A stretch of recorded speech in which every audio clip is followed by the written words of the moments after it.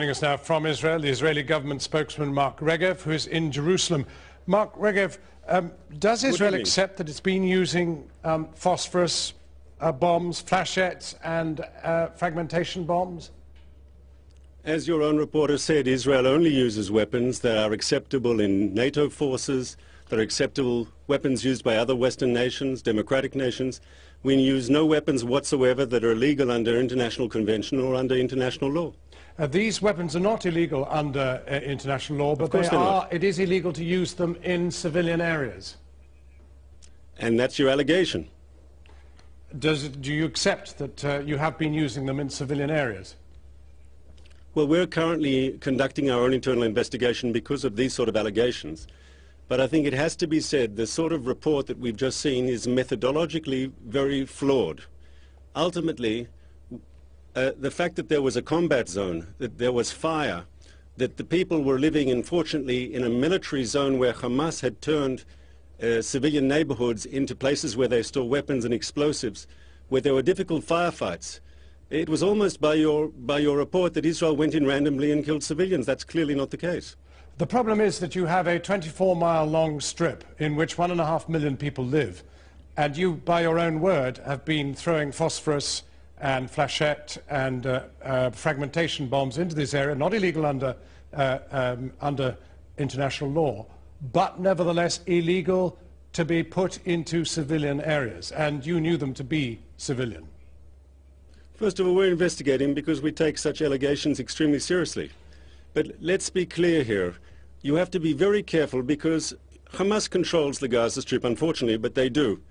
And when a reporter comes in, even a very good reporter from Channel 4, everyone he speaks to, afterwards when Channel 4 leaves, Hamas is still there.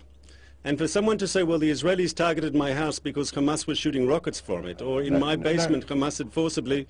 I mean, to be fair, sir, it's very difficult for anyone to get true information where Hamas has this regime based on internal terror. You know, Mr. Regev, since the war is over, there are numerous reports of Hamas shooting people who have been talking out of line, of shooting in the leg political dissidents and so forth. It really is a regime of terror. With respect, Mark Regev, you can say how much you like about how many people have been shot by Hamas. I'm afraid these are injuries that have been shown to us by the people who have suffered them. They can't make them up, and they can't be forced to reveal them by Hamas. They showed them to our cameraman and to our reporter, and he has put them out. And Amnesty International also chronicled what has happened. I'm sorry, but I think that's a bit naive. When you walk into a totalitarian government where people have injuries, how do you know that some of these injuries weren't caused, for example, by Hamas munitions? But can someone say that to a camera from Channel 4? Mr. Regev, you are now saying that the people in Gaza... It is not the Israelis who dropped the phosphorus and the fragmentation bombs. It is Hamas. Is that right? Is that your allegation? If you let me make my point, I'll make it very sanely. First of all, I said we're investigating our use of munitions, but you do know that Hamas also uses phosphorus weapons, and they shot them at Israel. That's a documented fact. And I think you should be very careful when you ever, in any journalistic situation, when you interview people who live in an authoritarian regime, you know there are limitations on what they can say. Mr. Regev, with the greatest respect... Can someone, I'd ask you, sir, can someone living in Gaza say something critical of Channel 4 and not pay to say something critical, to Channel 4 about Hamas, Mr. Regev, and be there tomorrow to answer another question? Was Hamas democratically elected just a couple of years ago? Correct, and then they took over a military coup and they ruled Gaza by terror. Ask Amnesty International. Mr. Regev, I need to clarify this tonight because clearly the evidence you're giving us must be given to the war crimes investigations that are being carried out in Gaza.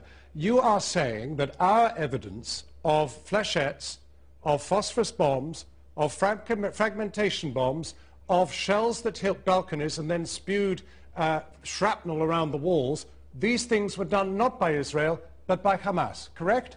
I did not say that whatsoever, sir. You're putting words in my mouth. All I said was any objective journalistic or otherwise investigation is extremely difficult to do in a situation where people are not free to give evidence of what they saw. Mr. Regev, I can assure you that Mr. Miller has been in very many conflicts, Congo and many others, and is extremely experienced and has moved perfectly freely around that territory. There is no question of his having been strong-armed by Hamas, or indeed the people that he has spoken to having been strong-armed by Hamas. As you well know, Hamas is virtually in hiding when it comes to these situations. Not anymore. They came out since the fighting started, and they've been taking their revenge very strongly against their political opponents, as we've been documented. But can Mr. Miller walk down the street in Syria and ask people, do they like President Assad? What will they say? If he walks down the street in North Korea, do you like President Kim? What will people say? Mr. Hamas Regev, is an authoritarian regime. Jonathan Miller is not in North Korea. Jonathan Miller is not in Syria. He is in Gaza. And he has reported an authoritarian regime, sir. Heinous, a very authoritarian regime. He has a very authoritarian regime. Do you deny material. that Gaza has an authoritarian regime? I'm grateful to you for joining us.